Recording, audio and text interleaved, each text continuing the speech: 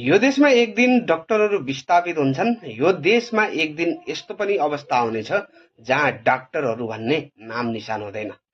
देशमा एक त डाक्टरहरूको कुनै भ्यालु छैन, जब सरकारले नै देशमा डाक्टरहरूको भ्यालु राख्दैन र उनीहरूको तलब, सुरक्षा, स्वास्थ्य लगायतका कुराहरूको ग्यारेन्टी गर्दैन, त्यस पछाडि अझ बिरामीका पेसेन्ट मान्छेहरू जब मर्छन्, उपचार गर्दा गर्दै कुनै कारणले मर्छन् र उपचार गर्दै गर्दा मर्छन्, त्यस पछाडि हस्पिटल तोडफोड गरिन्छ, डाक्टरमाथि कुटपिट गरिन्छ, डाक्टरलाई विभिन्न टाइपका गाली गलोज गरिन्छ। त्यस पछाडि देशमा भएका डाक्टरहरू विदेशी, यो देशमा केही छैन, यो देशमा सेवा गर्न बेकार छ भन्छ अनि विदेशतिर पलायन हुने स्थिति हुन्छ।